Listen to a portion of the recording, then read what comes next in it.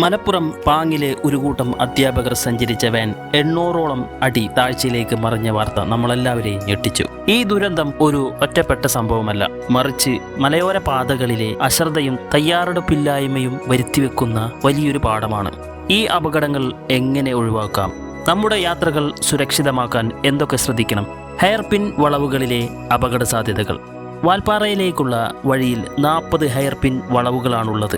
ഇവിടെ അപകടങ്ങൾ സംഭവിക്കാൻ പ്രധാനമായും 3 കാരണങ്ങളാണുള്ളത്. Break failure. തുടർച്ചയായി ഇറങ്ങുമ്പോൾ ബ്രേക്ക് അമിതമായി ഉപയോഗിക്കുന്നത് മൂലം ബ്രേക്ക് ലൈനറുകൾ ചൂടാവുകയും ബ്രേക്കിൻ്റെ ഫലപ്രാപ്തി നഷ്ടപ്പെടുകയും ചെയ്യുന്നു.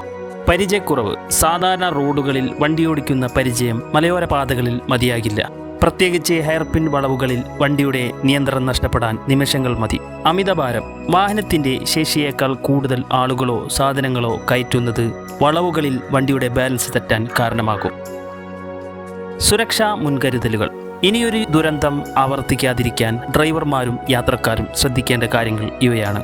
എൻജിൻ ബ്രേക്ക് ഉപയോഗിക്കുക.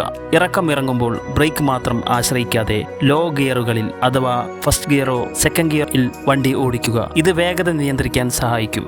വാഹനത്തിൻ്റെ കണ്ടീഷൻ. യാത്ര പുറപ്പെടുന്നതിന് മുമ്പ് ബ്രേക്ക്, ടയർ ലൈറ്റുകൾ എന്നിവ നിർബന്ധമായും പരിശോധിക്കുക. പ്രത്യേകിച്ച് പഴക്കമുള്ള വാഹനങ്ങൾ മലയോര യാത്രകൾക്ക് ഒഴിവാക്കുന്നത് ഉചിതം. വിശ്രമം അത്യാവശ്യം. ദീർഘദൂര യാത്രയ്ക്ക് ശേഷം ക്ഷീണിതനായി വണ്ടി ഓടിക്കുന്നത് അപകടങ്ങൾ ക്ഷണിച്ചു വരുത്തും. ഡ്രൈവർക്ക് കൃത്യമായ വിശ്രമം ലഭിക്കുന്നുണ്ടെന്ന് ഉറപ്പുവരുത്തുക.